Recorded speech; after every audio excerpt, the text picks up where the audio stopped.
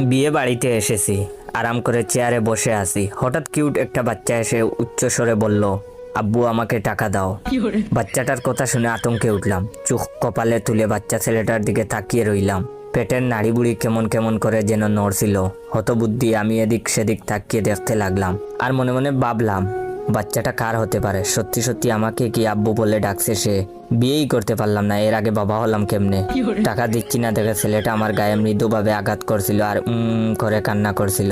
ছেলেটার কান্না দেখে একটা লোক আমার নিকট এসে বলল, ভাই টাকাটা দিয়ে দেন। বিয়ে বাড়িতে এমনিতে গেঞ্জাম, তার উপর বাচ্চা ছেলের কান্না সহ্য করা যায় না, ভাই টাকাটা দিয়ে দেন। লোকটাকে কি জবাব দিব বুঝতেছিলাম না। এর মধ্যে একটা রূপবতী মেয়ে এলো। তাকে কেন যেন চেনা চেনা লাগছিল। বাঁকা চোখে তাকিয়ে উত্তেজিত গলায় আমাকে বলল, এই তুমি এখনো বাবুকে টাকাটা দাওনি? কেমন মানুষ তুমি, শুধু শুধু আমার ছেলেটাকে কাঁদাচ্ছ? মাথার উপর বাজ পড়লো বলে মনে হলো, নিজেকে মানসিক রোগী মনে হলো।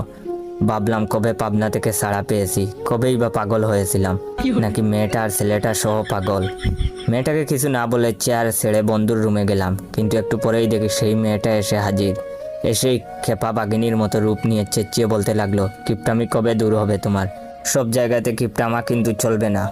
তাড়াতাড়ি টাকা বের করতে বলছি, বের করো। আমার হয়ে বন্ধু বলে উঠলো, আপু কি শুরু করছিস এগুলো? বন্ধুকে ধমক দিয়ে চুপ করিয়ে দিল মেয়েটি। এরপর বলল, তুই চুপ থাক, আমার স্বামীকে যা ইচ্ছা তাই বলবো, তোর কি তাতে?